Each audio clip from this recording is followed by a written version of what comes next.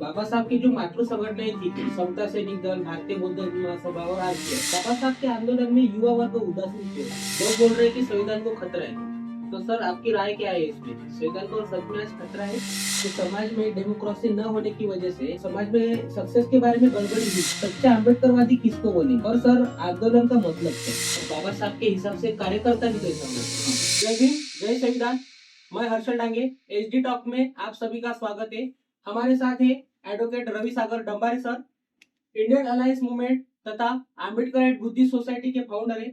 Sir, Indian alliance movement और आम्बेडकराइट Buddhist society, इनके ध्येय उद्देश्य क्या है सर? क्या कंसेप्ट है? पहला तो ऐसा है जो आपने सवाल पूछा कि इंडियन अलायंस मूवमेंट, इसके ध्येय और उद्देश्य क्या है, और मैं उसमें जोड़ूंगा कि क्यों इंडियन अलायंस मूवमेंट और अम्बेडकराइट्स बुद्धिस्ट सोसाइटी इसकी स्थापना करनी पड़ी।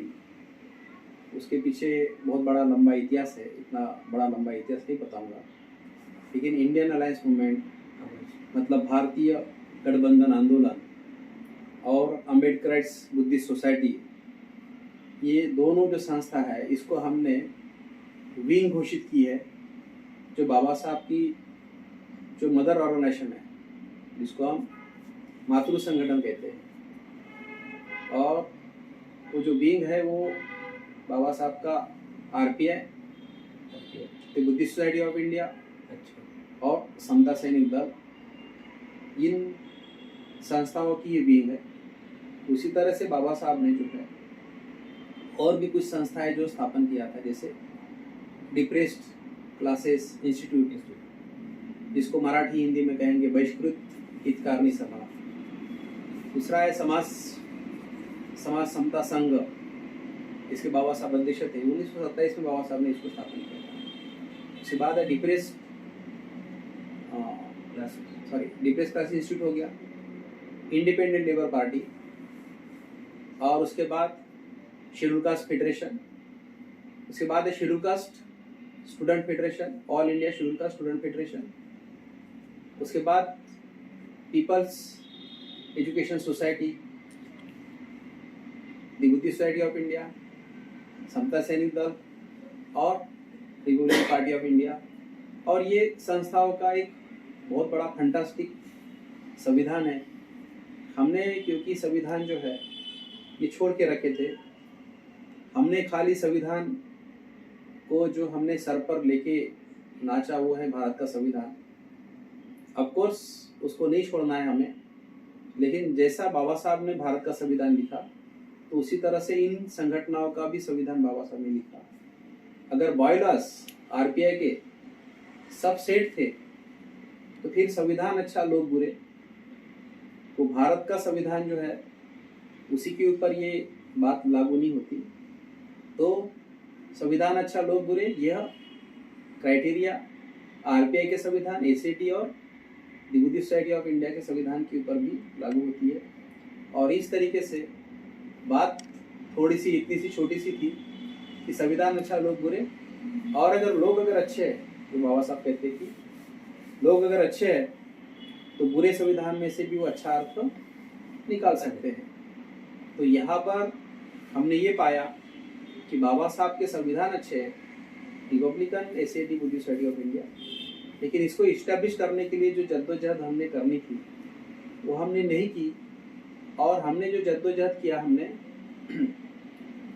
इस भारतीय संविधान में हमारे लिए रिजर्वेशन, एजुकेशन, एम्प्लॉयमेंट, डेमोक्रेसी है, राइट टू वोट है एंड राइट टू कॉन्टेस्ट भी है। तो ये मुद्दा बेसिकली संविधान बचाना, ये हमने कि बाबा साहब कहते भाकरी का प्रश्न बना के रख दिया। वो जरूरी था ये सारा, लेकिन इसको हमने बहुत ज़्यादा है भाकरी का प्रश्न करके देने की वजह से एक संविधान को बचाने के लिए हमने इतना ज़्यादा जद्दोजहद किया कि हमने साइकिल रैली भी का भी आयोजन किया। हमने शादी ब्याह में संविधान को बांटा। इसके बारे में 26 नवंबर के प्रोग्राम्स जो है आयोजित किए। बहुत जगह पर हमने डिबेट डिस्कशन किया। इसके बारे में हमने टेरर भी निर्माण किया कि अगर ये गवर्नमेंट अगर आती है बीजेपी, फिर ये संविधान उठा के कचरे के डिब्बे में डाल देंगी।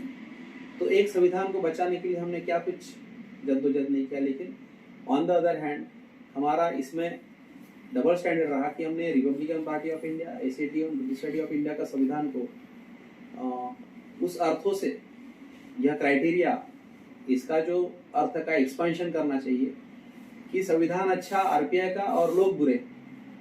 इतनी सी छोटी बात थी, लेकिन हमने इतने टुकड़े ऐसे गधेगिरी के सवाल पूछ के हमने अपने संगठन ओपन किया। तो इसी की वजह से हमें अम्बेडकर्स बुद्धिस्ट सोसाइटी, जो the Buddhist society of India की विंग है, कल्चर के the Buddhist society of India का जो कारोबार अगर ठीक ठाक होता है तो हम उसमें मर्ज करेंगे, विलीन हो जाएंगे, और अगर वो नहीं करेंगे ठीक ठाक तो हम ठीक ठाक कर लेंगे, क्योंकि वो जो संस्था जो है वो बाबा साहब की होने की वजह से वो ऑर्गेनाइजेशन, वो संस्था वो हमारी भी है, तो उसको ठीक ठाक करने का जिम्मा भी जो है वो हमारा है। इसलिए वो ठीक ठाक होए तो ठीक, ना होए तो हम कर देंगे। समता सैनिक दल के बारे में क्या बताना चाहेंगे सर? समता सैनिक दल जो है ये रिपब्लिकन पार्टी ऑफ इंडिया की विंग होनी चाहिए। उसमें स्पष्ट तो उनके संविधान में लिखा है कि it is affiliated with schedule caste federation, मतलब बाद में ये जो है यह रिपब्लिकन पार्टी ऑफ इंडिया के साथ ही संलग्न होना चाहिए। इसलिए ये और कुछ नहीं है, समता सैनिक दल पॉलिटिकल पार्टी की विंग है, उस विंग के अलावा कुछ भी नहीं। जो विंग होती है वह मुख्य ऑर्गेनाइजेशन के अधीन ही होती है, लेकिन अभी का समता सैनिक दल जो है यह आरपीआई के अधीन नहीं है। सभी या मैक्सिमम समता सैनिक दल जो है यह इंडिपेंडेंट होके ही काम करना चाहती है। उन्होंने अपने आप को बहुत ज़्यादा स्वतंत्र रखा हुआ है। जिस तरह से मिलिट्री जो है इसका सारा जो कंट्रोल, रेगुलेशन जो है राष्ट्रपति करता है। राष्ट्रपति पार्लियामेंट का हेड होता है। पार्लियामेंट इसमें पब्लिक का पावर होता है, और इसकी वजह से यह पब्लिक के लिए ही मिलिट्री होती है। तो मिलिट्री जो है यह एक सत्ता है, पावर है, और पावर के बारे में एक स्टेटमेंट तो हमेशा पास किया जा सकता है कि power corrupts and absolute power corrupts absolutely. तो इसी तरह से हम मिलिट्री को जो है यह इंडिपेंडेंट नहीं रख सकते। तो 1945 में जो समता सैनिक दल का जो संविधान जो फ्रेम हुआ है उसमें कई लोग थे, दादा साहेब गायकवाड़ और बाकी कुरील और वो सब थे, और 1942 में इसका संविधान बनाना चाहिए ये बात हुई। तो उन्होंने उस टाइम में 1945 तक जो संविधान जो बनाया तो बहुत क्या बढ़िया विजन था उन लोगों का कि उन्होंने इसको उस पॉलिटिकल पार्टी के अंतर्गत जो है उसका संलग्न कर दिया, एफिलिएशन कर दिया। तो वो विंग है। अभी के समता सैनिक दलों को हम जब देखते हैं कि वो आजाद रहना चाहते, स्वतंत्र रहना चाहते हैं, वो बाबा साहब के विचारों के अगेंस्ट में है। ये विटंबना बोलेंगे बाबा साहब के। तो इस तरीके से इवन इनका समता सैनिक दल का जो बैंक में जो अकाउंट है तो उसका भी जो with consultation with Republican and Samata Sainik Dal का जो हेड है उसके मार्फत से उसका अकाउंट जो है वो ओपन किया जाना चाहिए। इस तरीके से वो बंधा हुआ है। हमें जो सभी तरह से जो सक्सेस नहीं मिल रहा है तो अनेक जो कारण है उसमें से ये एक महत्वपूर्ण कारण है कि समता सैनिक दल कोई भी हालत में आरपीआई के साथ अटैच नहीं है। ऑफकोर्स जो करप्ट आरपीआई है उनके साथ नहीं कह रहा हूँ मैं, लेकिन कुछ जो समता सैनिक दल है वह एक अच्छी जो रिपब्लिकन जिनकी आइडियोलॉजी बहुत ठीक ठाक है, जो करप्ट ऑर्गेनाइजेशन नहीं है, तो उनके साथ भी अगर उनके साथ अटैच कर लेते हैं तो वो एसएडी मैं मानूंगा कि हाँ वो समता सैनिक दल है। अदरवाइज इंडिपेंडेंट एसएडी आगे जाके कुछ भी काम की रहने वाली नहीं है। वो खाली मैं उसके बारे में इतना ही बोलूँगा कि वो अपने संविधान के हिसाब से चले बस। अच्छा, तो सर आपके लिए अगला सवाल है, बाबा साहब के आंदोलन में युवा वर्ग उदासीन क्यों है? एकदम जम किया हुआ प्रश्न। बाबा साहब के आंदोलन से युवा वर्ग जो उदासीन क्यों है, जो हम कहते हैं कि बीच के समय में बहुत ज़्यादा जो है हमारा मामला ये हो गया कि कोई जो है इसके पीछे जो मोटे मोटे कुछ कारण बोल सकते कि हाँ स्टार्टिंग में कुछ गरीबी थी, एजुकेशन नहीं था, एम्प्लॉयमेंट नहीं था, अनटचेबिलिटी थी। इसकी वजह से अगर युवा वर्ग का अगर आंदोलन में अगर नहीं आता तो समझ में आता है। लेकिन अभी जो इस टाइम में जो है बाबा साहब के आंदोलन से युवा वर्ग उदासीन जो रहने के पीछे जो रीजन है, तो अभी तो उन्होंने उदासीन नहीं होना चाहिए कि अगर हमने अगर कह दिया कि हमारी पहली जो जनरेशन है 25 साल की एक जनरेशन मानी जाती है, ऐसा करके अभी हम चौथी जनरेशन में हैं। जब बाबा साहब ने ये कहा कि 18 मार्च 56 आगरा के भाषण बाबा साहब ने कहा कि जब मैं इस सार्वजनिक कार्य में मैंने पदार्पण किया तो मेरे आगे जो है 3 उद्देश्य थे। एक था अछूतों के घरों घरों में शिक्षा की ज्ञान गंगा पहुंचाना, और उसमें मैं सफल हुआ ऐसा कहते बाबा साहब। दूसरा कहते हैं कि मैं इनको नौकरी में ले जाना चाहता था, उसमें भी मैं सफल हो गया। तो शिक्षा और नौकरी में मैं सफल हो गया ऐसा कहते हैं। और कुछ बचा हुआ जो टारगेट है, तो बाबा साहब कहते हैं कि मुझे आत्मविश्वास है कि कुछ ही कम समय में वो बचा हुआ जो मेरा काम है, जो टारगेट है, वो शिक्षा एंड नौकरी में ये हासिल कर लेंगे। जब 18 मार्च 56 में ही बाबा साहब का शैक्षणिक आंदोलन को सक्सेस मिल गया है, मैं सक्सेस हो गया ऐसा अगर कहते हैं, इसके बावजूद भी हम चौथी जनरेशन में फिर से एजुकेशनल मूवमेंट हम लोग चला रहे, तो युवा वर्ग इस उदासीन इसलिए है कि शिक्षा के नाम पर जो है वो खाली पेट भरने का अर्थ उसको समझ रहे हैं।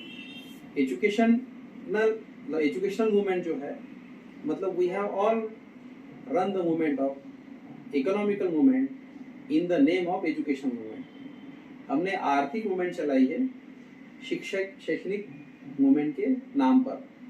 और कभी कभार किसी को पूछो, हमारे समाज का जो बुद्धिजीवी इंसान है, बुद्धिमान इंसान है, तो उसको पूछने के बाद वो जवाब देता है कि बापुरे, मराठी में कहता है, बापुरे तू काही कर पण तू शिक, कि बाबू तू कुछ भी कर लेकिन पढ़ाई नहीं छोड़ना।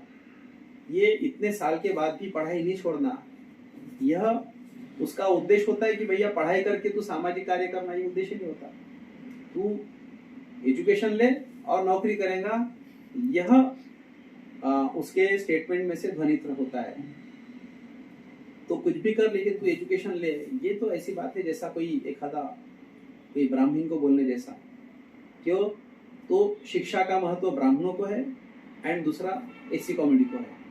अगर शिक्षा का महत्व अगर हमने ओबीसी को बताते तो समझ में आता, आदिवासियों को समझ में अगर कहते तो समझ में आता, भटकी मुक्तों को कहते तो समझ में आता, मुस्लिम लोगों को जिनका ड्रॉप आउट रेट बहुत ज़्यादा है, दूसरी क्लास में, चौथी क्लास में, 10th में एंड मैट्रिक और ग्रेजुएशन में, तो ड्रॉप आउट रेट जिन लोगों का ज़्यादा है, तो उनको अगर शिक्षा का महत्व बताते समझ में आता है। लेकिन इस युवा वर्गों को फिर से हमारे सोसाइटी के लोगों ने ये बताना कि कुछ भी कर एजुकेशन ले, और फिर इन युवाओं को नहीं, इसके पहले के जो युवा थे, जो एम्प्लॉयज फेडरेशन जो ऑर्गेनाइजेशन जो रही हमारी, अब मेरा डायरेक्शन किस ओर है देखिए, जो एम्प्लॉयज फेडरेशन के उन लोगों को भी बताया गया कि भैया तुझे जो है सोसाइटी में पे बैक टू सोसाइटी बड़ा अच्छा था, लेकिन पे बैक टू सोसाइटी जो है यहीं पर हमारी समस्या हो गई है। उसको एजुकेशन का जो मीनिंग है, जो बाबा साहब करते हैं, तो socialise the people and moralise the people. ना मोरलाइज किया हमने सोसाइटी को, ना सोशलाइज किया। तो एजुकेशन का एम्स एंड ऑब्जेक्ट जो है वो मोरलाइज एंड सोशलाइज अगर होता तो गो बैक टू सोसाइटी करता, पे बैक टू सोसाइटी नहीं। तो पे बैक टू सोसाइटी ये भली टर्मिनोलॉजी जरा ऊंची है, लेकिन वो उतने प्रमाण में नीची टर्मिनोलॉजी हो गई। एक ऊंचे से ऊंची जो टर्मिनोलॉजी, जो चरित्र के चारिकंग, पब्लिक में जाओ, पब्लिक कांटेक्ट करो, जो बुद्ध ने कहा वही बाबा साहब ने कहा कि उसने सोसायटी में जाना चाहिए। मराठी में कहते बाबा साहेब की विद्यार्थ्यांचं कार्य आहे की त्यांनी शिक्षण घेत असतानाच त्यांनी वस्त्या वस्त्या त्यांनी चाळीमध्ये लोकांच्या समस्या जाणाव्यात आणि त्यांच्या समस्याला तोंड फोडण्याचा प्रयत्न करावा। मतलब जो झुग्गी झोपड़ियाँ है उसमें विद्यार्थियों ने जाना चाहिए, ऐसा बाबा साहब बोलते हैं। मतलब गो बैक टू सोसाइटी बाबा साहब कहते हैं। अगर बाबा साहब ने अमेरिका इंग्लैंड में एजुकेशन लेने के बाद अगर सोचते कि मैं खाली इंडिया में पैसे भेजता हूँ, पे बैक टू सोसाइटी इकोनॉमिकल, और मूवमेंट मैं वैसे चलाता हूँ, तो आप और हमारी अवस्था कहाँ पर होती है। तो इस समाज में आप पैदा हुए, उस समाज में आपने वापस जाना चाहिए, तो इसको कहते हैं गो बैक टू सोसाइटी।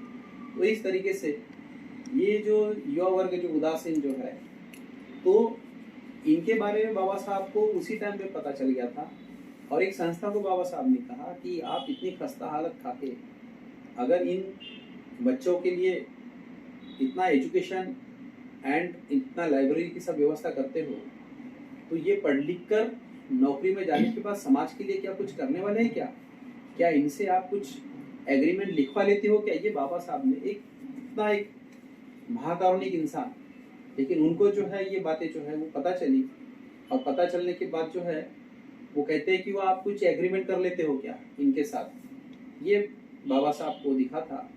और ये जो युवा वर्ग जो उदासीन जो है वो सही में आंदोलनों से जो है उदासीन इसलिए है कि उन्होंने एजुकेशन का मीनिंग जो है अपना पेट पानी का जो मामला है उसके साथ उसका अर्थ ले लिया। और ये व्यक्तिगत है, सोशलाइज एंड मोरलाइज। एजुकेशन का जो मीनिंग है जो बाबा साहब का, वो उन्होंने नहीं पकड़ने की वजह से। और अगर मान लो इन लोगों को अगर उदासीन जो है, तो इनको अगर मान लो आंदोलन में लाना है, तो उसके लिए मोटे मोटे 2-3 उपाय करने पड़ेंगे। एक तो बुद्धिज्म में जो है दीक्षा विधि हमने रोक के रखी है, मास कन्वर्शन नहीं कह रहा हूँ मैं, लेकिन हमारे बच्चों की भी जो है जब वो नर्सरी या प्री नर्सरी में जब उसको हम स्कूलों में भेजते हैं, तो उस टाइम में अगर मान लो उसकी अगर दीक्षा विधि करते हैं तो वो कट्टर बनेगा, कट्टर नागरिक बनेगा। तो ये एक सोर्स हो सकता है कि वो सोसाइटी में वापस आए। दूसरा कि माँ बाप ने जो है उसको समता सैनिक दल में दाखिला कराया, कि वहाँ पर जो है वहाँ ड्रिल होती है, डिसिप्लिन होती है, ड्रेस होता है, डंडा झंडा सोशल होता है, उसका संविधान होता है, तो वो सोशल होता है। और वहाँ पर ड्रिल और ये सब एक्सरसाइज और 7 दिन की जो रूटीन जो ड्यूटीज होती है, उसके मार्फत जो उसका जो बॉडी है वो साउंड बॉडी है, अगर साउंड माइंड भी होगा। इसलिए उसका एजुकेशन एम्प्लॉयमेंट इसका भी प्रॉब्लम सॉल्व होता है। और वो अगर सोशल हो जाता है तो आगे जाके तो अपने माँ बाप की सेवा करना, उनकी रिस्पेक्ट करना, ये भी अपने आप में हो सकता है, हो जाता है। अदरवाइज सोसाइटी में रिवर्स गियर लगे हुए, क्योंकि सोशलाइज एंड मोरलाइज उसको नहीं करने की वजह से हमारे बच्चे तो अभी बुढ़ापे में माँ बाप की सेवा करते हैं नहीं करते हैं, इसके बारे में तो रिवर्स गियर हमारा जो है लग चुका है। तो इकोनॉमिकल जो मूवमेंट जो है इसके बारे में हमने ध्यान दिया। मतलब ये कि एजुकेशनल मूवमेंट जो है, यह एजुकेशनल मूवमेंट में होते हुए इकोनॉमिकल मूवमेंट हमने चलाई, और हमें पता ही नहीं चला।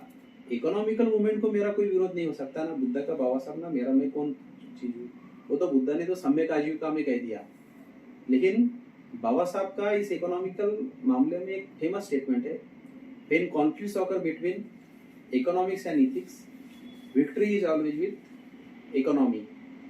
मतलब जब मोरालिटी, धम्म मूवमेंट और इकोनॉमिकल मूवमेंट में जब संघर्ष होता है, तो जीत जो है ये आर्थिक मूवमेंट की होती है। और आर्थिक मूवमेंट से जो है इंसान जो है जरा जानवर बन भी जाता है। ये कोई भी बात की जो इकोनॉमिकल मूवमेंट बहुत जरूरी है, लेकिन कोई भी बात की जो है अति नहीं होती बराबर। जो बुद्ध ने जो मध्यम मार्ग कहा कि खाओ पियो ऐश करो और देह दंडन नहीं करो, मतलब गरीबी का समर्थन नहीं किया, देह दंडन करने के लिए मना किया है, और खाओ पियो ऐश करो ये भी नहीं। लेकिन हम लोग जो है इकोनॉमिकल मूवमेंट के मामले में अभी खाओ पियो ऐश करो के तरफ बहुत ज़्यादा हमारा झुकाव हो गया है। एक सेंट्रल तरीके से हम जिंदगी जी रहे, ऐसा कुछ है नहीं। तो एजुकेशन के मार्फत से जो है हमने सोशलाइज एंड मोरलाइज, इसका जो एम्स एंड ऑब्जेक्ट्स है, ये बाबा साहब ने जो कहा, तो इसको हमने एजुकेशन मूवमेंट न करते हुए हमने इसको इकोनॉमिकल मूवमेंट इसको चलाया।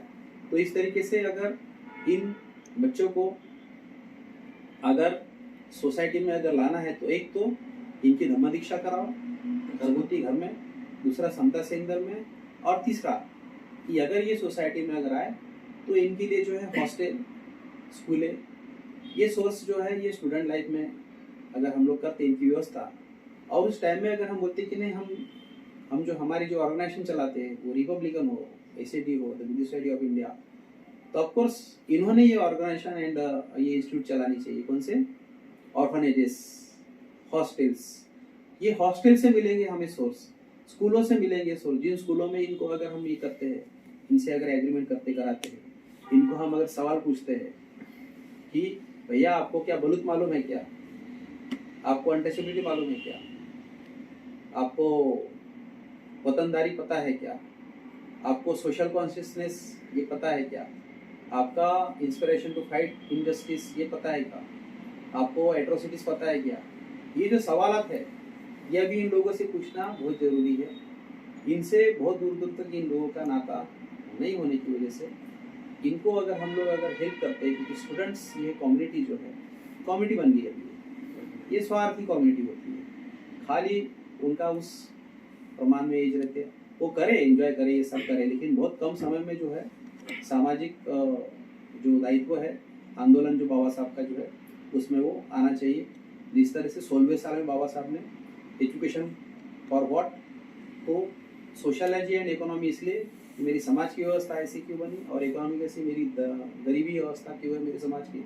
तो बाबा साहब ने जब उत्तर दिया तो समाज के लिए एजुकेशन और इकोनॉमी इसलिए तो समाज के लिए एजुकेशन। इवन बाबा साहब ने सेकंड मैरिज भी किया, तो लेटर जब भेजा तो ये कहा कि मेरे समाज के लिए मुझे ज़्यादा समय जिंदा रहना है, तो मुझे ज़्यादा समय जिंदा रहना है, इसलिए उनकी सेवा करने के लिए मेरा स्वास्थ्य वो सब ठीक ठाक रहे, तो क्या तुम मुझसे शादी करेंगी क्या। ये बाबा साहब के लव लेटर का मायना है कि कोई पहले से बोलता है कि मैं समाज के लिए शादी कर रहा हूँ, समाज के सेवा के लिए जो है वो शादी करने का। तो समाज के लिए कोई शादी करता है क्या? खुद के लिए शादी करता है। एजुकेशन खुद के लिए लेते हैं, समाज के लिए नहीं। लेकिन बाबा साहब का एजुकेशन के बारे में 16वें साल का युवा जो उत्तर देते हैं कि सोसाइटी के लिए एजुकेशन, सोसाइटी के लिए नॉलेज। तो हमारे सोसाइटी के जो बच्चे हैं ये इनके सामने ये जो बातें हैं ये जनरली हमारे लोग बताते भी नहीं, जिसकी वजह से भी ये सब कारण है, तो वो उदासीन है। तो एक वो तरीका धम्म दीक्षा, दूसरा एसएडी में वो शामिल करें, जो करेंगे नहीं हमारे सोसाइटी के लोग, हमें मालूम है, क्योंकि उनका सब फोकस जो है उस 2 इंची के पेट भरने के ऊपर है। और तीसरा हमारे सोसाइटी में जो है स्कूल, कॉलेजेस, हॉस्टल, हॉस्पिटल्स ये अगर हम लोग कर लेते हैं तो उनको उन जवान यंगस्टर बच्चों को जो है इसमें आसानी से मोड़ सकते हैं। सर ने काफी अच्छा बताया। सर लोग बोल रहे हैं कि संविधान को खतरा है, तो सर आपकी राय क्या है इसमें? संविधान को सच में आज खतरा है? संविधान के मार्फत से हमें जो सेफगार्ड्स एंड राइट्स मिले हैं, तो वो राइट्स एंड सेफगार्ड्स अगर चले जाते हैं तो उसकी वजह से इन लोगों को खतरा है, संविधान को नहीं है। तो संविधान को खतरा मतलब ये कि संविधान इन्होंने बहुत ज्यादा प्रमाण में डैमेज किया, डैमेज करेंगे। एंड बीजेपी के हाथ में, कांग्रेस के हाथ में भी अगर गवर्नमेंट अगर सत्ता आती है तो बीजेपी से ज्यादा कांग्रेस डैमेज करती है। एक आइडेंटिफाइड शत्रु होता है आगे से, वो अगर तलवार लेके आता है तो उसका हाथ हम पकड़ सकते हैं। एंड कांग्रेस जो है ये अनआइडेंटिफाइड शत्रु है पीछे से, ये उदाहरण हमें पता है। तो यहाँ पर जो हमने सापनाथ नागनाथ कहा, मेरा कहना है दोनों नागनाथ ही है, कोई एक सापनाथ है कोई नागनाथ है ऐसा नहीं। एक ईंट है और एक पत्थर है ऐसा हम कहते हैं, एक पत्थर और एक ईंट है। मेरा कहना है दोनों पत्थर ही है। तो यहाँ जो डैमेज करने वाली जो संस्था है उस संस्था का नाम है कांग्रेस। कांग्रेस इसमें बाबा साहब के हिसाब से ये क्लास बेस्ड पार्टी नहीं है। जिस तरह से बीजेपी, कांग्रेस, आम आदमी पार्टी ये क्लास बेस्ड पार्टी नहीं है। यहाँ तो शोषण करने वाला एंड जिसका शोषण होता है, शोषक और शोषित दोनों एक ही पार्टी में कैसी हो सकती है।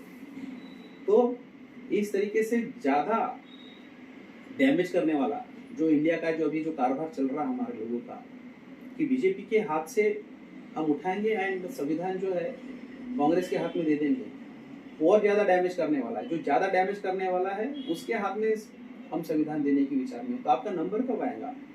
ये तो 1985-86 के बाद से ये सब मामला चला कि इनको रोकना है। 1990 में ये कहा, फिर 95 में कहा, फिर बाद में 2000 में कहा। ऐसा करीब 7 से 8 बार के टर्म में ऐसा हो गया। तो 1985 से अगर इतनी दूर अगर पकड़ के 35-40 साल से हम लोग यही कर रहे हैं और फिर से 2024 में ये कर रहे हैं, फिर बाद में 2028 में फिर से ये बात बोलेंगे, 2028 के बाद फिर से 2033 में फिर से ये बात बोलेंगे, आपका नंबर कब आएगा?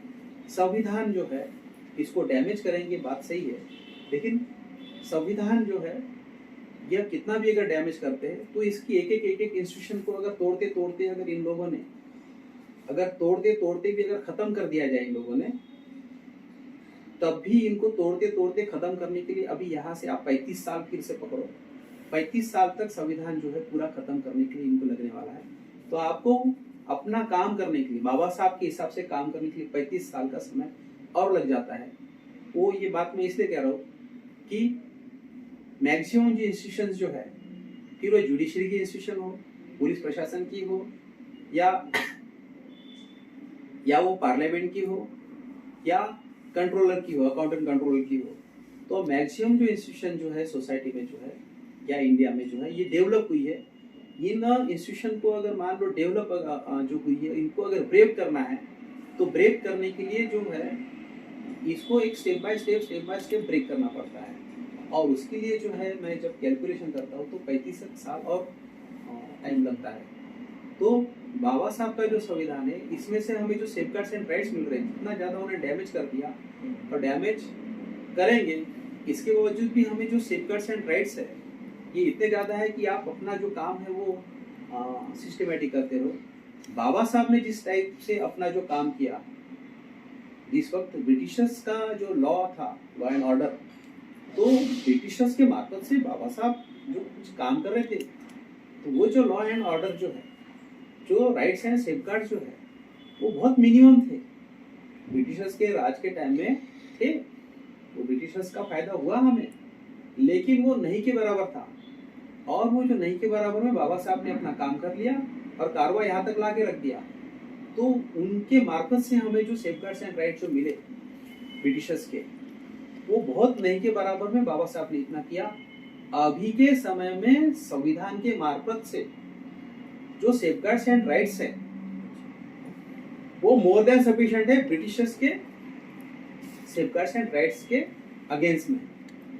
इतने मोर देन सफिशिएंट बोल रहा हूँ, सफिशिएंट है ये नहीं कह रहा हूँ, सफिशिएंट होते तभी बहुत था, मैं कह रहा हूँ मोर देन सफिशिएंट, मेरे शब्दों पर ध्यान दो, सफिशिएंट नहीं, सफिशिएंट होता तभी की बात थी, मोर देन सफिशिएंट है अपना काम करने के लिए कि आप सभा ले सकते हो, आपका जो राइट टू एक्सप्रेशन जो है, वो जो प्रॉब्लम हो रहा है हम लोग कह रहे हैं, अरे वो जाने के बाद भी आप सभा पे ले सकोगे, आप 1 by 1 को लोगों को जो है जोड़ तो सकेंगे, आप अपनी संगठन तो स्थापन कर सकते हैं, आप ये बाबा साहब का साहित्य है पढ़ा के लोगों को जागरूक तो कर सकते हैं, लोगों को इनलाइटन तो कर सकते हैं, एजुकेशन जो है आप नहीं ले सकते हो ऐसा नहीं है।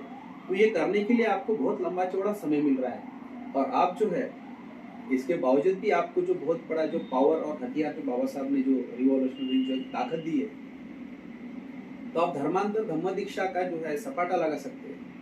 धर्मांतर धम्म दीक्षा जो है ये आपके पास मिला हुआ बहुत बड़ा शस्त्र है, और उन्होंने जो संविधान को डैमेज कर रहे हैं वो धर्म को मजबूत करके कर रहे हैं, तो आपको भी अपना धर्म मजबूत करना है। वो अगर धर्म का कार्ड खेलते तो आपको धम्म का कार्ड खेलना है। धम्म का कार्ड मानवतावाद का कार्ड है, आप उसको धर्म बोलो, धम्म बोलो, मानवतावाद बोलो, लेकिन आपके पास अल्टीमेट जो है वो यही तरीका है कि 1956 4 अक्टूबर को बाबा साहब ने जब धर्मांतर किया, तो उस टाइम में जो है कांग्रेस मतलब कंट्री एंड कंट्री मतलब कांग्रेस था। आज की जो अवस्था है उससे भी ज्यादा सिचुएशन कंडीशन बाबा साहब के टाइम में थी। प्लॉट फ्लैट दुकान मकान एजुकेशन सेफगार्ड्स राइट्स एट्रोसिटी वगैरह जो है इस मामले में बहुत ज्यादा गड़बड़ थी। प्लॉट फ्लैट मकान दुकान नहीं था, एजुकेशन नहीं था, लोगों में कॉन्फिडेंस ये सब सब सब सब सब नहीं था। ऐसे टाइम में अगर बाबा साहब ने उस कांग्रेस को रोकना चाहिए तो बाबा साहब धर्मांतर करते हैं। हमारे हिसाब से भैया इस गवर्नमेंट को रोकने के लिए कोई भी तरीके से गवर्नमेंट को रोको पहले, फिर बाद में देखा जाएगा। ये जो हम कह रहे तो बाबा साहब ने ये करना था कि इस सिचुएशन जो आज की जो सिचुएशन बनी हुई है इससे ज़्यादा सिचुएशन 1956 में थी, लेकिन इसके बावजूद भी बाबा साहब ने जो है एक धर्मांतर धम्म दीक्षा का एक क्या एंड पॉलिटिकल पार्टी का फॉर्मेशन जो उसी टाइम में दीक्षा के खाली 14 दिन पहले शेड्यूल कास्ट फेडरेशन को बर्खास्त करना 30 सितंबर 1956 एंड उसके जगह पर रिपब्लिक पार्टी ऑफ इंडिया स्थापन करना 14 दिन के पहले का सब बाबा साहब का फार्मूला है। तो बाबा साहब की ट्रैक कैसे चल रही थी, इसको हम मराठी में ये कोंडी ये पास कैसा फोड़ा जाए। तो इस तरीके से जो है 56 में बहुत ज्यादा विकट कंडीशन थी। उस टाइम में बाबा साहब ने इसके बावजूद भी कांग्रेस को रोकने के लिए तैयारी करना था, तो बाबा साहब ने धर्मांतर किया। तो उस हिसाब से आज के टाइम में हमारा प्लॉट फ्लैट मकान दुकान से पेट्स राइट्स एजुकेशन और एवरीथिंग सब तो वैसी उतनी सिचुएशन नहीं रहती हुई भी हम धर्मांतर धम्म दीक्षा की इवन बात भी नहीं कर रहे। और हमारे मुद्दे कहाँ चले जाते हैं, हमारे मुद्दे जाते ईवीएम। अच्छा, बोलना चाहिए नहीं बोलना चाहिए ऐसा नहीं, लेकिन हमारे मुद्दे ईवीएम के, हमारे मुद्दे रिजर्वेशन के, हमारे मुद्दे एजुकेशन के, हमारे मुद्दे एम्प्लॉयमेंट के, हमारे मुद्दे डेमोक्रेसी के, हमारे मुद्दे संविधान को बचाने के लिए। ये सब मुद्दे कई साल से कई लोग बोल रहे हैं, ऑर्गेनाइज तरीके से बोल रहे हैं, अनऑर्गेनाइज तरीके से भी बोल रहे हैं, लेकिन चारों खाने चित हो रहे बार बार। लेकिन अगर ये मुद्दे अगर बोलना है आपको तो इसके साथ साथ एक कोने काने में धर्मांतर धम्म दीक्षा की तो बात बोलो। मतलब आप जब इंटरव्यू ले रहे तो मैं अपील भी करना चाहता हूँ, जो लोग धर्मांतर धम्म दीक्षा की सोच रहे हैं तो इस स्क्रीन के ऊपर जो भी मोबाइल है नंबर जो आएगा उसके साथ आप कांटेक्ट करो। मैं अपील करता हूँ, दूसरी बार भी तीसरी बार बोलूँगा कि धर्मांतर धम्म दीक्षा के आयोजन के बारे में जो भी लोग तैयार होते भी कोई भी कम्युनिटी, तो धर्मांतर धम्म दीक्षा का आयोजन जो है ये हम लोग स्टार्ट कर रहे हैं। और इस धर्मांतर धम्म दीक्षा के लिए जो है हम लोग ने इस तरीके से भिड़ जाना चाहिए कि हमें धर्मांतर कन्वर्शन और हमारे धम्म के लिए अगर जान गंवाना पड़े तो हमने तैयार रहना चाहिए, हमने मरने के लिए भी तैयार रहना चाहिए। और अगर आप बाबा साहब का ये तरीका जो है ये कर डालो, करके देखो, मैं बोल ही नहीं सकता, इसको कर डालो। इतना बड़ा बुद्धिमान महान आदमी अगर बोलता है करता है और आप फिर से अगर मान लो इसको अलग रखो ऐसा बोलते हो, तो बाबा साहब के विचारों की जो विडंबना करने का ये तरीका रहता है। इसलिए जो कम्युनिटी जो है जहाँ भी धर्मांतर धम्म दीक्षा जो है, अगर कोई स्टेट में अगर मान लो एंटी कन्वर्शन लॉ भी अगर है तो एंटी कन्वर्शन लॉ है तो फिर उस स्टेट में जो है एफिडेविट करके उस स्टेट में भी जो है हम धर्मांतर कर सकते। मैं मानता ही नहीं कि कोई भी स्टेट में एंटी कन्वर्शन लॉ है करके। एंटी कन्वर्शन लॉ धर्म परिवर्तन विरोधी जो कायदा है ये कंडीशनल है कि फोर्सफुली और लालच से नहीं, दबाव से और लालच से नहीं। दबाव और लालच के बगैर करते हो तो आप धर्मांतर कर सकते हो। इस हिसाब से धर्मांतर विरोधी कायदा है ही नहीं। लालच और दबाव ये तो सही बात है ना, लालच और दबाव से नहीं करना चाहिए। मतलब लालच और दबाव नहीं है तो आप करो। लॉ एक्सेप्ट करता है कि आप धर्मांतर करो हर स्टेट में, जिस स्टेट में भी अगर मान लो एंटी कन्वर्शन लॉ होने के बावजूद भी आप कन्वर्शन जो है ये कर सकते हो। तो बाबा साहब का ये जो है संविधान को यहाँ से लेके और 35 साल तक जो है कोई खतरा है नहीं, और उसके बाद बाबा साहब का काम वहां से स्टार्ट होने वाला है। अच्छा। अभी आपको जो है अपने तरीके से जो है अपना ऑर्गेनाइजेशन स्थापन करो, अपना ऑर्गेनाइजेशन की मेंबरशिप बढ़ाओ, अपना ट्रेनिंग दो, पब्लिक कंसेस, पब्लिक लोगों का गैदरिंग करो, उनको उनके वेरियस प्रोग्राम लो, उनका आंदोलन करो। तो इस तरीके से जागृति का काम और उनके इकोनॉमिकल एंड सोशल लेवल के ऊपर उनको जागरूक करो। ये काम जो है बाबा साहब के आइडियोलॉजिकल तरीके से जो है रिपब्लिकन एसएटी भारतीय बौद्ध महासभा के मार्फत से आप करते रहो। लोगों को EVM, democracy, reservation, education, employment and संविधान के नाम पर जो है डराओ धमकाओ मत, और जिसकी वजह से गलत डिसीजन लेना कराना समाज की वो मत कराओ। ऑफकोर्स ये सब विषय जो है ईवीएम, रिजर्वेशन, एजुकेशन, एम्प्लॉयमेंट, संविधान, डेमोक्रेसी, ये सब जरूरी के विषय है, लेकिन हमने जो है इसी के ऊपर फोकस कराना चाहते हैं। हमारे प्रतिगामी लोग जो है आपको फोकस कराना चाहते हैं ईवीएम के ऊपर, डेमोक्रेसी के ऊपर, संविधान के ऊपर, और धर्म के ऊपर आपका फोकस जो है वो हट जाए, ये वो सोचते हैं। हिंदू राज भी डिस्कार्डेड एट एनी कॉस्ट, अगर बाबा साहब ने बोला तो बाबा साहब कहते हैं कि बुद्धिमान लोगों का एक तरफ ध्यान नहीं जाता। महत्वपूर्ण वाक्य है कि बुद्धिज्म वर्सेस ब्राह्मणिज्म का संघर्ष का इतिहास है बोलते हैं। तो बुद्धिज्म वर्सेस ब्राह्मणिज्म संघर्ष का इतिहास इस वाक्य के ऊपर जाते हैं, लेकिन उसके ऊपर का वाक्य क्या है कि बुद्धिमान लोगों का इसी ओर ध्यान नहीं जाता कि भारत का इतिहास क्या है, तो ये है। तो बुद्धिमान लोगों का ध्यान इधर नहीं जाता, मतलब किधर जाता, तो यूएम पर जाता है। बुद्धिमान लोगों का ध्यान किधर है, कन्वर्शन, धम्म दीक्षा, धम्म, बुद्धिज्म, इसके तरफ न जाते हुए यूएम को जाता है। बुद्धिज्म की तरफ न जाते हुए संविधान की तरफ, बुद्धिज्म के तरफ न जाते हुए रिजर्वेशन को, बुद्धिज्म की तरफ न जाते हुए एजुकेशन, बुद्धिज्म की तरफ न जाते हुए एम्प्लॉयमेंट, डेमोक्रेसी, इन सब बातों की तरफ हमारा ध्यान जाता है। तो इसके तरफ भी जाए, लेकिन 1% कम से कम इसकी तरफ तो ध्यान जाना चाहिए, ये मैं कह रहा हूँ। 1% से ज़्यादा परसेंटेज मैंने बोलना चाहिए, लेकिन अभी ज़्यादातर लोगों को जो है अपने पेट पानी का मामला जो है वही हमने सोचने की वजह से, तो संविधान को जो है कोई खतरा नहीं है। संविधान अगर डैमेज होता है तो इनको खतरा है, इसलिए ये सब कह रहे हैं। सर ने बहुत ही महत्वपूर्ण विचार रखे। सर, सच्चा अम्बेडकरवादी किसको बोलेंगे, और सर आंदोलन का मतलब क्या है? सच्चा अम्बेडकरवादी जो है उसको बोलेंगे जो बाबा साहब ने की हुई जो ऑर्गेनाइजेशन है उसी को पकड़े। अम्बेडकरिज्म के वेरियस जो है उसके अर्थ होंगे। एंड अम्बेडकरिज्म जो है ये टर्म एक्चुअली बहुत बड़ी है, बेस है, बहुत बड़ा है, और उसमें से फिर रिपब्लिकन हो सकता है, उसमें से डेमोक्रेसी हो सकती है, उसमें से समता हो सकता है, उसमें स्वतंत्रता होता है, उसमें से न्याय, बंधुता, सब एवरीथिंग, उसमें से economical democracy, social democracy, education democracy, ये उसके पार्ट है अम्बेडकरिज्म में से। अम्बेडकरिज्म ये टर्म बड़ी है, लेकिन अम्बेडकरिज्म की जो टर्म बड़ी की वजह से उसका अर्थ अलग अलग लेते हैं। अगर स्पेसिफिकली अगर मैं कहूँ कि जो अम्बेडकरिज्म मतलब जिसको आपने सवाल पूछा अम्बेडकरवाद का ये क्या है, तो अम्बेडकरवाद का मीनिंग ये है कि अगर इसको अगर सक्सेस करना है अम्बेडकरवाद को, तो उनके खुद के ऑर्गेनाइजेशन से हम लोग ने जो है सक्सेस करना चाहिए। ये फिर से मामला जो है ये बाबा साहब के वेस एंड मीन्स का मामला है। हमने जो हमारे लोगों ने जो फोकस किया है वो एम्स एंड ऑब्जेक्ट्स के ऊपर ज़्यादा ध्यान देते हैं। Of course AIIMS and objects के ऊपर ध्यान नहीं देना चाहिए, ऐसा नहीं कह रहा हूँ, ये तो बहुत कॉमन बात है। क्या करना है एम्स एंड ऑब्जेक्ट्स, समता चाहिए हमको, स्वतंत्रता चाहिए, बंधुता चाहिए, न्याय चाहिए, संविधान के इम्प्लीमेंट चाहिए, भारत बुद्ध में करना है, शासन करती जमात बनाना है, ये है एम्स एंड ऑब्जेक्ट्स। लेकिन ये सब करेंगे कैसे, वेस एंड मीन्स क्या? तो बाबा साहब जो है वेस एंड मीन्स के ऊपर जो है ज्यादा ध्यान देते हैं, और ये कहते हैं कि I think that knowing the proper ways and means is more important than knowing the ideal. वो ये कहते हैं कि मैं ऐसा सोचता हूँ कि जो प्रॉपर, जो योग्य उपाय और साधन कौन से, इसको जानना ज्यादा महत्वपूर्ण है। किससे?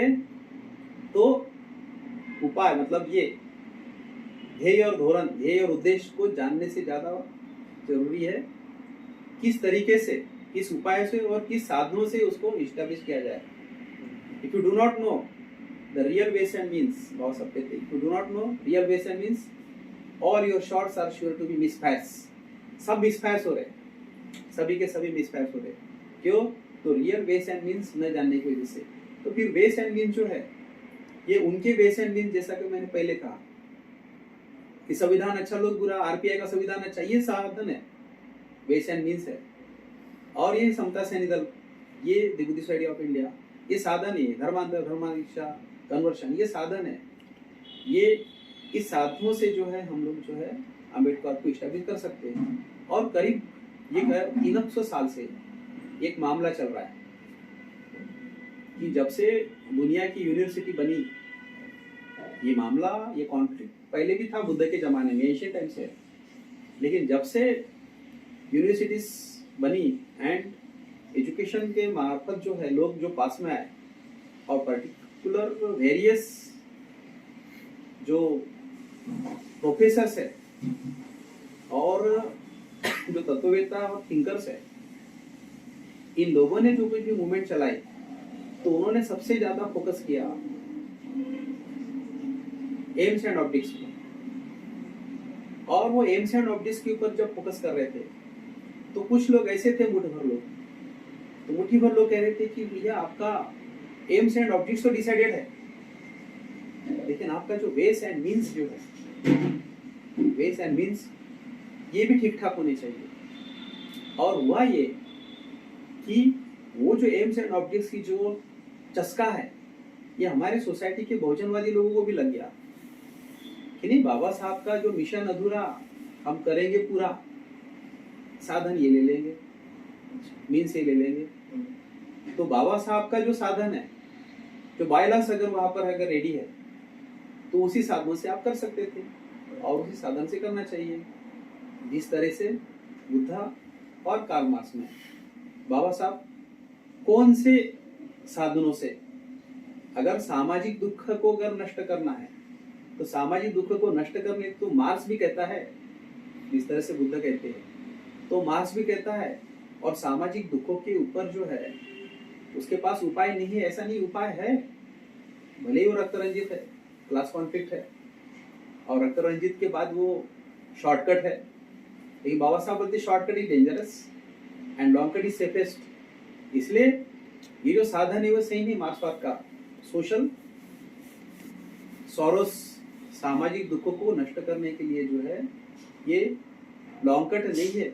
इसलिए लॉन्ग कट का जो है बुद्धिज्म, ये जो मीन्स है, तो मार्क्स इस साधन से या बुद्धिज्म के साधन से, कौन से साधन से हम सामाजिक दुखों को नष्ट कर सकते हैं परमानेंटली। तो मॉडर्न टाइम में जो 300 साल पहले का उधर जो वेस एंड मीन्स का बेचारे मुट्ठी भर लोग थे वो, तो बाबा साहब बुद्ध जैसे जो लोग आते हैं तो वेस एंड मीन्स के ऊपर ध्यान देते हैं। वो एम्स एंड ऑब्जेक्ट जो है ये तो जनरल सारे लोगों को पता चलता है, पूरा रट्टा रहता है, उसको रट्टा मारा रहता है, क्या करना है तो समता लाना है, ये एम्स एंड ऑब्जेक्ट्स। स्वतंत्रता एम्स एंड ऑब्जेक्ट्स, बंधुता, न्याय, करुणा, मैत्री, शांति, संविधान को इम्प्लीमेंट करना, शासन करती जमात बनना, भारत में करना, डेमोक्रेसी, रिपब्लिकन बनाना लोगों को, ये एम्स एंड ऑब्जेक्ट्स है। अरे लेकिन समता, स्वतंत्र, बंधुता, न्याय सब पता तो चला, लेकिन इसको एस्टैब्लिश कैसे करोगे अगर ये मालूम नहीं है, इसको ज्यादा जानो, ऐसा बाबा साहब कहते हैं। तो उसके लिए वेस एंड मीन्स जो है बहुत ज्यादा जरूरी है। वेस एंड मीन्स तरीके मतलब उपाय और साधन, तो कितना बेटर अगर उन्होंने दिया हुआ साधन, जो उन्होंने खुद ने कहा कि मैंने आरपीआई का संविधान लिखा, तो बाबा साहब का संविधान क्या गड़बड़ हो सकता है क्या? तो इस तरीके से बाबा साहब का जो संविधान जो है उसी को इम्प्लीमेंटेशन जो है वो हमने करना था। और उसमें भी वैसे भी हमने 50-55 साल जो गवा दिया कि उसको जो है हमने इस्टेब्लिश करना था। एक बार नहीं, 2 बार नहीं, 3 बार नहीं, 4 बार जो है उसको कर लेना था।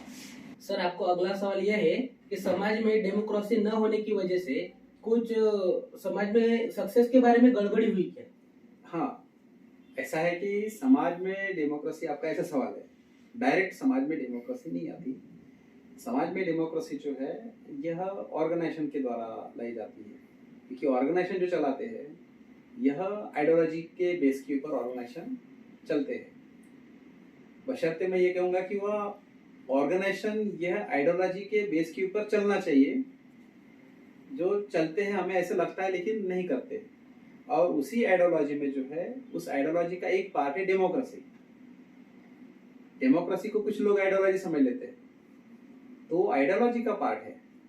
जिस तरीके से डेमोक्रेसी, या अगर मान लो मूवमेंट को, ऑर्गेनाइजेशन को अगर सक्सेस कराना है तो कुछ समय तक डिक्टेटरशिप जो है इसको भी बाबा साहब ने जो है अलाउ किया कि आप डिक्टेटरशिप द्वारा ऑर्गेनाइजेशन चला सकते हो फॉर सम टाइम्स, लेकिन डेमोक्रेसी को इस्टेब्लिश करने के लिए ये एक समय जो है प्रिस्क्राइब किया हुआ है। तो सोसाइटी जो है यह अपने आप में डेमोक्रेटिक सोसाइटी नहीं होती, ये तो बहुत ज्यादा स्लो मशीन होती है। डेमोक्रेसी की मशीनरी जो है बाबा साहब कहते हैं कि बहुत स्लो है। और ये जो रोग है भारत के हमारे लोगों को लगा हुआ रोग है, ऐसा नहीं पूरी दुनिया के लोगों को लगा हुआ ये रोग है, क्योंकि ये मशीनरी बहुत स्लो है। तो डेमोक्रेसी अगर नहीं है ऑर्गेनाइजेशन में, बाबा साहब बोलते कि वो ऑर्गेनाइजेशन आगे जाके बर्बाद हो जाएगा। और हमारे जो लाइक माइंडेड जो ऑर्गेनाइजेशन है, जो सराउंडिंग में हम लोग जो देखते हैं, तो लाइक माइंडेड ऑर्गेनाइजेशन ज़्यादा से ज़्यादा ये डेमोक्रेटिक नहीं है। The Buddhist society of India and SAD या और कोई भी ये जो ऑर्गेनाइजेशन है, इवन बामसेब और ये सब जो है, ये डेमोक्रेटिक नहीं है, तो आगे जाके गड़बड़ी हो जाने वाला है। और जिनके खिलाफ, जिस ब्राह्मणिज्म के खिलाफ हम लोग लड़ना चाहते हैं, वो उल्टे डेमोक्रेटिक बेस के ऊपर ऑर्गेनाइजेशन चला रहे हैं।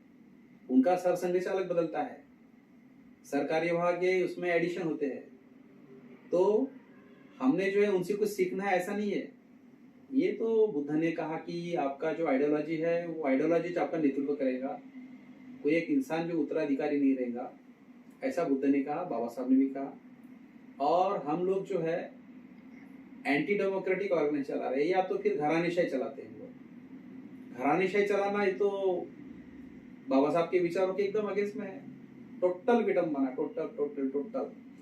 उन लोगों को भी इसके बारे में कुछ भी बुरा या थोड़ा सा भी नहीं लगता, और इवन उनके पीछे जो रहने वाले जो लोग हैं वो भी इस बात का समर्थन करते कि उनसे लायक कोई नहीं आ रहा करके। भैया एक नहीं, दो नहीं, हजारों लाखों करोड़ों की संख्या में हजारों लाख करोड़ों लायक इधर उधर हो सकते हैं। और लायक ना भी रहे, अपनी जगह जो है खाली करने के लिए बुद्ध एंड बाबा साहब ने हमेशा तैयार रहे, और हम उनके चनुयाई हैं, हम अपनी जगह खाली करने के लिए तैयार नहीं रहते। तो हम जो है उनके विचारों से एकदम अलग, उल्टे पुल्टे चल रहे हैं। मैं ये कहता हूँ कि कुछ समय तक जब ऐसी अवस्था रहती है, उस टाइम में बाबा साहब ने खुद ने प्रिस्क्राइब किया कि डिक्टेटरशिप जो है वो की जा सकती है, मतलब one leader for much time, ज़्यादा समय के लिए।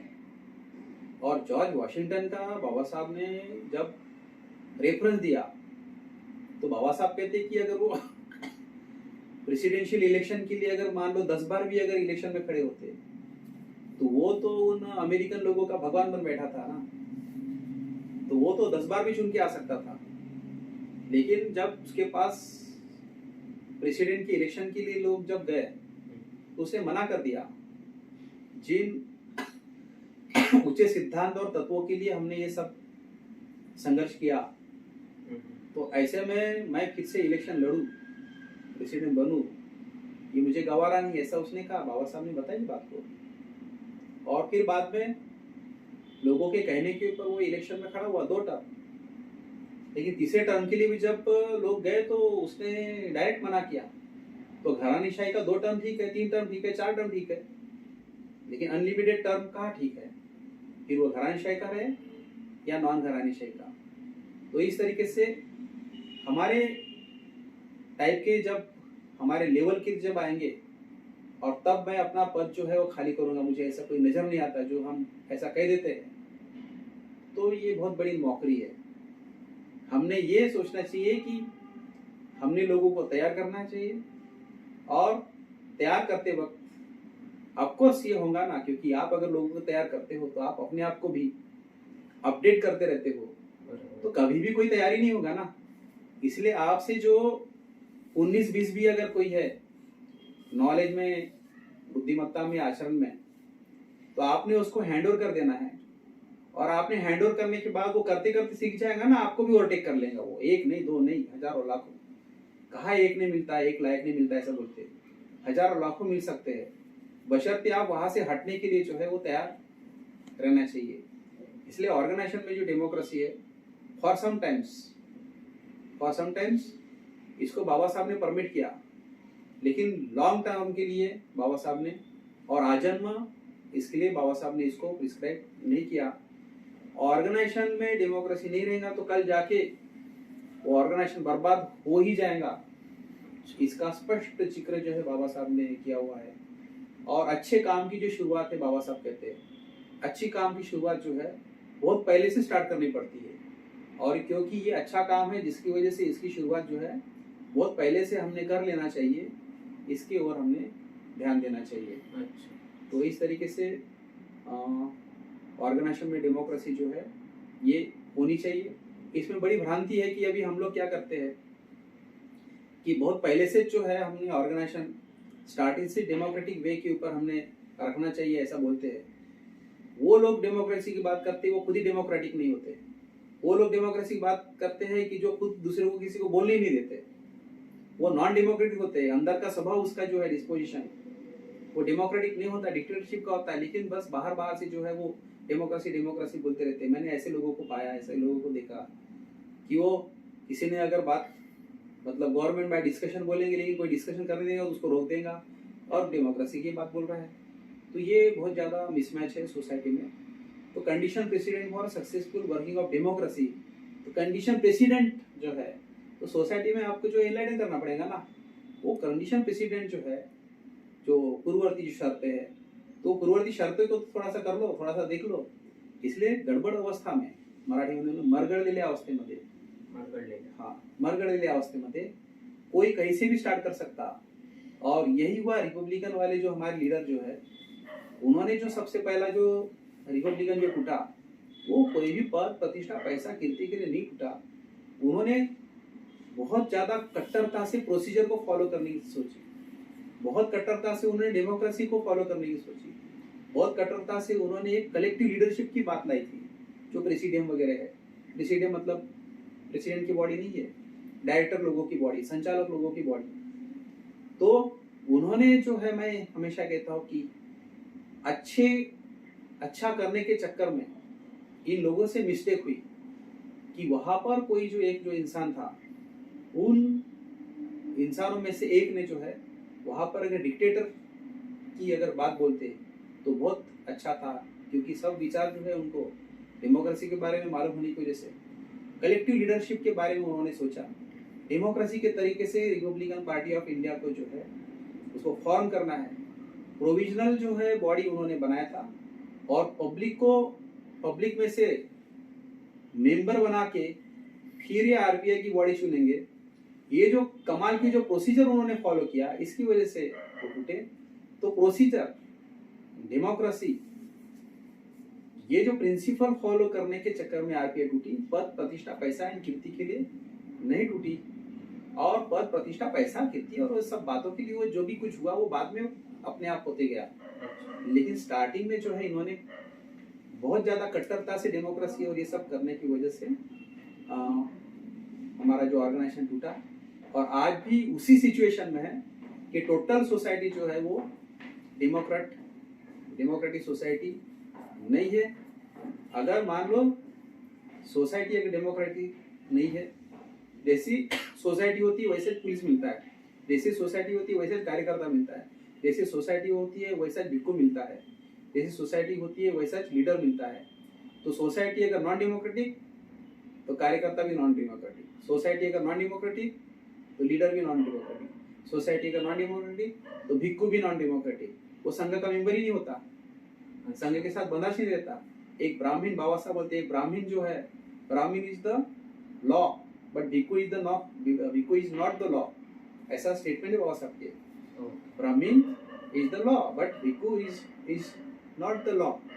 वो बंधा हुआ है संघ के साथ, लेकिन नॉन डेमोक्रेटिक सोसाइटी की वजह से भी वो संघ का मेंबर नहीं है। वो अपनी कुटिया बनाता, अपना विहार बनाता है, अपना नॉन डेमोक्रेटिक रहने की वजह से तो लोगों से पैसा मांग के अपना खुद का विहार बना रहे वो। अगर वो डेमोक्रेटिक होता तो कोई भी दूसरे विहार में जो है वो अपने आप अकोमोडेट हो जाता, या किसी उन लोगों ने उसको अकोमोडेट कर दिया रहता।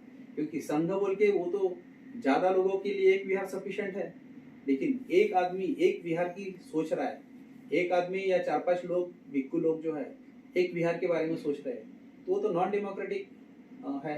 वो तो संघ भी नहीं बचा अभी, और वो संघ का दम भी नहीं है, ताकत भी नहीं है, इसलिए भिक्खु संघ नाम की चीज भी नहीं है। तो इस तरीके से जो है डेमोक्रेसी के बारे में आपने जो सवाल पूछा, तो उसका एक्सपेंशन यहाँ तक जाता है कि वो जो नॉन डेमोक्रेटिक सोसाइटी अगर है तो non democratic bhikkhu, non democratic police, मतलब जैसा समाज वैसा पुलिस, वैसा प्रशासन, ऐसा हमें मिलेगा। तो डेमोक्रेसी जरूरी है, इसकी बात तो होनी चाहिए, लेकिन डेमोक्रेसी की जो कंडीशन प्रेसिडेंट बाबा साहब ने कहा तो उसको भी सिखाना जरूरी है। और ये ऑर्गेनाइजेशन के मार्फत ही आ सकता है, इसके ऊपर मेरा भरोसा है। क्योंकि ऑर्गेनाइजेशन जो होता है ये फोर्स होता है, ये पावर होता है, ये संगठन का एक पावर शक्ति होती है, और शक्ति से आपको जो जो लगता है वो सब करा सकते हैं सोसाइटी में, बशर्ते कोई एक ऑर्गेनाइजेशन तो वो इस तरीके से रहे कि वो निस्वार्थ लेवल के ऊपर चले। आपका जो दूसरा सवाल है कि वो आंदोलन क्या कैसे होना चाहिए। यस सर, आंदोलन कैसे होना चाहिए। तो और आंदोलन जो है, सर आंदोलन कैसा होना चाहिए और बाबा साहब के हिसाब से कार्यकर्ता भी कैसा होना चाहिए। हाँ, तो एक तो पहले ही इसको जवाब दे देते हैं कि अगर बाबा साहब के हिसाब से अगर मान लो कार्यकर्ता देखे जाए तो हमको आंदोलन कैसा क्या हो, इसका भी जवाब मिल जाएगा। और बाबा साहब के तरीके से जो है कार्यकर्ता, आप तो बहुत जगह पर देख सकते हो, डिसिप्लिन होना चाहिए, मोरल होना चाहिए, कैरेक्टर होना चाहिए, क्या क्या क्या क्या सब मिलेगा उसमें। निस्वार्थी होना चाहिए, त्यागी होना चाहिए, रणशूर होना चाहिए, निडर होना चाहिए, सब सब सब सब बाबा साहब के इसमें से मिलते हैं। लेकिन फिर भी स्पेसिफिक एक मोटे मोटे तौर के ऊपर अगर बाबा साहब के आंदोलन का कार्यकर्ता क्या कैसा हो, तो उसके बारे में, भिक्खुओं के बारे में जो क्राइटेरिया है वही क्राइटेरिया एक लीडर के ऊपर, एक कार्यकर्ता के ऊपर, एक भिक्खु के ऊपर लगता है कि वो कार्यकर्ता क्या कैसा हो। तो कार्यकर्ता बेसिकली काहे के लिए हो, तो भैया वो सोसाइटी में काम करने वाला जो है, तो सोसाइटी के लोग उसकी सुनने वाले हो, तो सोसाइटी के लोग उसकी क्यों सुनेंगे। अगर वो फ्रेंड अगर है तो सुनेंगे।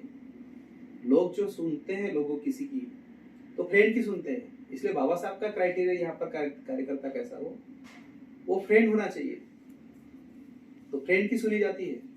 अगर मैं अपने भाई को कोई शराबी कबाबी और कोई है, अगर उसमें कुछ अच्छी बातें बताऊंगा, भले मैं शराब नहीं पीता हूँ, तो वो मेरी सुनेगा ऐसी गारंटी नहीं, क्योंकि मैं फ्रेंड नहीं हूँ।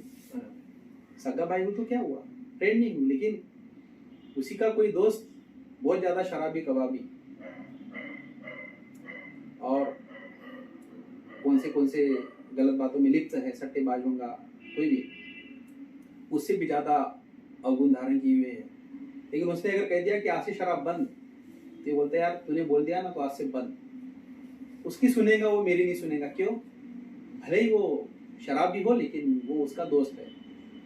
तो ये फ्रेंड जो है, इसका साइकोलॉजिकल जो रिलेशन है ये बहुत जबरदस्त अलग टाइप का होता है।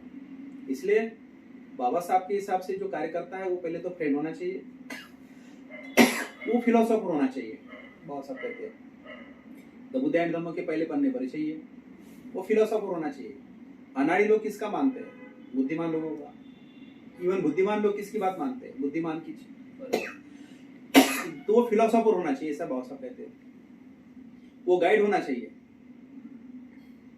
कि अगर वो बुद्धिमान अगर है तो वेरियस जो सब्जेक्ट्स है उसके ऊपर उसका अथॉरिटी कमांड होना चाहिए, नॉलेज होना चाहिए उसको। वेरियस पॉलिसीज के बारे में जो है उसको नॉलेज होना चाहिए, तो वो एक अच्छा गाइड बनेगा। अगर वो फिलोसोफर है तो उसको वेरियस जो सोसाइटी में जो इश्यूज होते हैं, लैंड के होते हैं, लेबर होता है, एजुकेशन होता है, डेमोक्रेसी होता है, लॉ एंड ऑर्डर होता है, गवर्नेंस होता है, कॉन्स्टिट्यूशन होता है, गुड गवर्नेंस होता है, डेमोक्रेसी होती है, टेक्नोलॉजी होती है, साइंस होता है, क्लास होता है, class conflict, reservation, education, employment, class conflicts, महिलाओं के problem, foreign affair policy, technology, science, languages. तो ये वेरियस जो नॉलेजेस जो है ये उसको होने चाहिए। तो उसके पास अगर कोई, अगर मान लो कोई सवाल पूछने के लिए आता है कोई भिक्खु के पास भी, तो ऑफकोर्स उसको comparative study with all religion, इतनी स्टडी से नहीं होने वाला उसको। तो अगर मैं कहता हूँ उस भिक्खु को, अगर मान लो ये भी अगर उसको नॉलेज है कि लेबर के बारे में, लैंड के बारे में, टेक्नोलॉजी के बारे में, एजुकेशन के बारे में, साइंस के बारे में, तो उसका कोई गाइडेंस लेने का प्रश्न होता कि गाइड्स कधी झालं नाही ना सोशल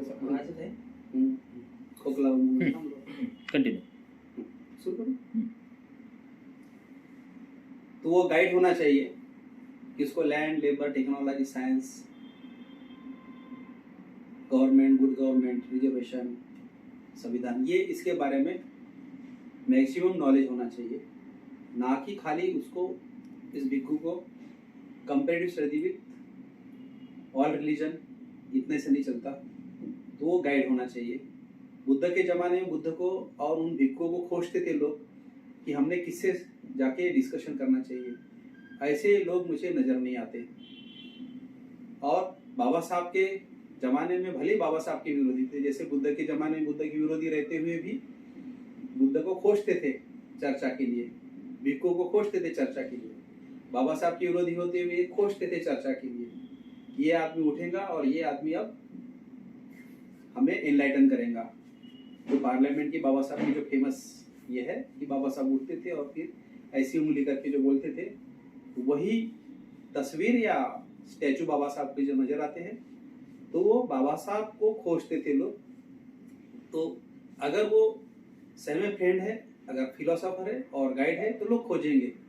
और वो सोशल सर्वेंट होना चाहिए। जो आपने जो सवाल पूछा कि वो जो बाबा साहब के आंदोलन का कार्यकर्ता कैसा हो, तो friend, philosopher, guide, social servant, school, colleges, hostel, hospitals और ये जो है, और बुद्ध धर्म का प्रचार या बाबा साहब का जो विचार है उसमें सोशल मैसेजेस के ऊपर ज़्यादा ध्यान दे, वो ना कि जो पहले व्यक्तिगत जो कारोबार हम जो कर लिए, मतलब रिजर्वेशन, एजुकेशन, एम्प्लॉयमेंट, ये हमारा व्यक्तिगत कारोबार हुआ। और आचरण के बारे में भी जो है हमारा व्यक्तिगत आचरण का सुधार, इसके बारे में हमने प्रवचन दिया। इसको बाबा साहब ने टालने के लिए कहा, अगर आप स्मार्ट वर्क करना चाहते हो तो आपको सोशल मैसेजेस द्वारा लोगों को इनलाइटन करना पड़ेगा। सोशल मैसेजेस तो मतलब सोशल वर्क हो गया आपके लिए। सामाजिक संदेश, ये भी खाली जो है सामाजिक संदेश का प्रोग्राम हो जाएगा खाली। तो सामाजिक संदेश बहुत जरूरी है, लेकिन उसके साथ साथ टोटल वो इंसान जो है सोशल सर्वेंट होना चाहिए, मतलब उसने सोसाइटी में ये करके बताना चाहिए। तो हमारा Indian alliance movement and Ambedkarites Buddhist society जो है, इसमें के ये सब जो है एम्स एंड ऑप्टिक्स है। School, colleges, hostel, hospitals across India में अगर बाबा साहब होते तो जिस तरीके से उन्होंने वहाँ पर ओपन किए थे, अभी भी जो है उन्होंने ये सब इस क्षेत्र में काम किया होता। तो बाबा साहब के आंदोलन का कार्यकर्ता, friend, philosopher, guide and social servant होना चाहिए। तो फिर अगर ये करते हैं तो फिर जो आपने जो दूसरा सवाल पूछा कि फिर बाबा साहब के तरीके से आंदोलन क्या कैसे हो, तो आंदोलन जो है रियलिस्टिक हो। मतलब जो बाबा साहब का जो आंदोलन रह गया कि मैं इनको एजुकेशन और एम्प्लॉयमेंट में जो ले जाना चाहता था, होने के बाद बंजर जमीन का आंदोलन मैं अपने हाथ में लूंगा करके बाबा साहब ने कहा। बंजर जमीन का नहीं तो भूमिहीनों का आंदोलन जो है दादा साहेब गायकवाड़ ने जो चलाया, और उसकी वजह से बहुत बड़ा सेटलमेंट तो पूरे भारत भर के जमीनों के मामले में हुआ। लेकिन उसके बाद, और ये आंदोलन 1955 में भी हुआ, लेकिन तो बाबा साहब चाहते थे, लेकिन 1964 जनवरी के 65 में ये आंदोलन को सक्सेस मिला। उसके बाद जो है ये आंदोलन नहीं रहा। आज हाउसिंग का जो है ये बिग प्रॉब्लम जो है ये हो गया। Nationalisation of land and nationalisation of industry, ये आंदोलन नदारद है। जो आपने पूछा कि कौन से आंदोलन होना चाहिए, कि सिंगू बॉर्डर के ऊपर जो किसानों का आंदोलन था वो सिखों का आंदोलन था, वो किसानों का आंदोलन नहीं था। किसानों के आंदोलन से एंड गवर्नमेंट ने जो है हमारी सोसाइटी को जो है अम्बेडकराइट लोगों को जो है मूर्ख बनाया, वो किसानों का आंदोलन नहीं था। लेकिन अगर मान लो किसानों का आंदोलन अगर था भी, तो लॉकडाउन में अगर आंदोलन है तो आप माइग्रेंट लेबर के बारे में देखेंगे तो नेशनलाइजेशन ऑफ इंडस्ट्रीज, ये मुद्दा भी कहीं से नहीं आया। एंड नेशनलाइजेशन ऑफ लैंड, जमीनों का राष्ट्रीयकरण, यह इशू भी जो है, सब्जेक्ट जो भी है, वो कहीं पर आया हुआ नहीं है। इसलिए बाबा साहब के तरीके से जो आंदोलन जो है वो ऐसे होने चाहिए कि जो रियलिस्टिक आंदोलन होने चाहिए। हाउसिंग का जो है ये बिग प्रॉब्लम है कि कार्यकर्ता जो बड़े बड़े शहरों में जो आ रहे हैं गांव देहातों से, तो अपने देहातों में जो है वो 4000 स्क्वायर फीट के, 5000 स्क्वायर फीट के या बड़े बड़े मकानों में रहते हैं। आगे पीछे चारों साइड से उसका आंगन होता है, लेकिन वो यहाँ पर एक बस्ती में जो रहता है तो एक डेंस बस्ती में रहता है जहाँ से नाला बह रहा है। तो अनडिग्निफाइड लाइफ स्टेटस के अगेंस्ट में जो है वो यहाँ पर जो है गुजर बसर कर रहा है। और ऐसे लेबर बोल के अगर वो यहाँ पर अगर जिंदगी गुजर बसर करता है, तो गांव देहातों में उसका प्लॉट और उसका मकान बड़ा होता है, और यहाँ पर जो है खाली एक 10 बाय 10 का या थोड़ा सा 1-2 रूम का उस मकान में वो रह के खाने कमाने के लिए वो जो यहाँ पर जो आता है। तो हाउसिंग का जो है ये बिग प्रॉब्लम है शहरी लोगों को भी। तो हाउसिंग के बारे में भी हमने जो आंदोलन वगैरह जो है वो चलाने चाहिए। ऑफकोर्स उस जमाने में रिपब्लिकन के मार्फत से हाउसिंग के आंदोलन जो है वो झोपड़पट्टी के मामले में वो चले, लेकिन बाद में जो है इसका बिग प्रॉब्लम हो गया है। तो हमारी इंडियन अलायंस मूवमेंट और इसके बाद अगले साल से जो है इस सब आंदोलन को हाथ में लेने वाली है। धर्मांतर धम्म दीक्षा ये सारे के सारे आंदोलन एक ही टाइम में लेने पड़ते हैं, ना कि हमने खाली रिजर्वेशन का ले लिया, कभी एजुकेशन का ले लिया, कभी डेमोक्रेसी का ले लिया, कभी संविधान का लिया, कभी यूएम का ले लिया, लेकिन कंप्लीट नहीं लेते, धर्मांतर का छोड़ दिया। ये ऐसा तरीका बाबा साहब का नहीं है। ये सब भाकरीपेक्षा स्वाभिमानाला महत्व है, तो ये भाकरी का आंदोलन है। अभी संविधान हमारे लिए भाकरी का आंदोलन हो गया, जबकि नहीं है वो, लेकिन अब हमने उसको भाकरी का आंदोलन बना दिया। रिजर्वेशन हमने भाकरी का आंदोलन बना दिया, एजुकेशन हमने भाकरी का आंदोलन बना दिया, एम्प्लॉयमेंट हमने भाकरी का आंदोलन बना दिया, डेमोक्रेसी हमने भाकरी का आंदोलन बना दिया, ईवीएम भी हमारा भाकरी का आंदोलन है। तो इस तरीके से भाकरी के आंदोलन से उठो जरा सा और इसको भी रहने दो। ये धर्मांतर धम्म दीक्षा जो है, ये स्वाभिमान का आंदोलन जो है, इसके तरफ हमने ध्यान देना चाहिए। अदरवाइज बाबा साहब को मानते बिनते वगैरह ये सब छोड़ देना चाहिए। ठीक है सर। अगला क्वेश्चन है, बाबा साहब की जो मातृ संगठनाएं थी, समता सैनिक दल, भारतीय बौद्ध महासभा और आरपीआई, जो आज अलग अलग भीम आर्मी, पैंथर निकल, जो मूवमेंट जो है, आपका जो सवाल है, ये बुद्धिवादी जो मूवमेंट है, बाबा साहब ने खुद ने कहा कि बुद्धि का एक अवगुण होता है, क्यों बदमाशी करता है। अब अनुयायी बाबा साहब के, लेकिन मुंबई में जब दलित पैंथर जब स्थापन हो रही करीब 1971-72 में, तो बाबा साहब ने क्या दिया है इसके मामले में कि हमारी सोसाइटी में हमारी माँ बहनों के ऊपर बलात्कार, इज्जत-आबरू और ये सब अगर हो रहे हैं, एट्रोसिटीज अगर हो रही है, तो इसके बारे में बाबा साहब ने क्या दिया है, कुछ देखना चाहिए था ना। बाबा साहब को मानने वाले कट्टर, लेकिन दिमाग कहा जा रहा है अमेरिका में, कि अमेरिका में ऐसे मामले को कैसा डील किया था उन्होंने। तो भैया वो निग्रो ने वहां पर ब्लैक पैंथर ओपन किया और ब्लैक पैंथर ओपन करके उसको डील किया। इसलिए हमने क्या करना, तो दलित पैंथर। अरे ऑलरेडी अगर एसीडी अगर है तो मानता बाबा साहब को, लेता ऑर्गेनाइजेशन वहां की। मतलब ये जो बुद्धिवादी जो हमारे जो लोग हैं, तो एसीडी का डंडा है, झंडा है, संविधान है, डिसिप्लिन है, रूटीन ड्यूटीज है, फंड है, ड्रेस है, ड्रेस कोड है, और उस समता सैनिक दल के ओथ है। ये लिखित संविधान है।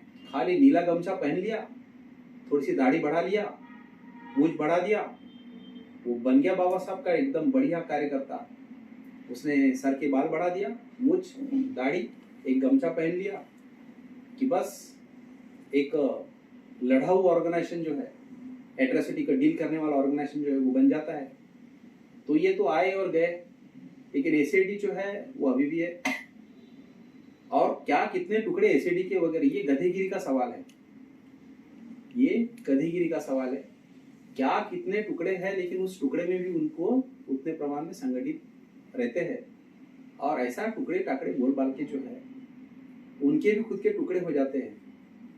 तो इस तरीके से बाबा साहब का जो मातृ संगठन जो है, तो बुद्धिवादी जो लोग हैं वो अपनी बुद्धि लगा के जो है, वो इंटेलेक्चुअल ऑनेस्टी नहीं होती।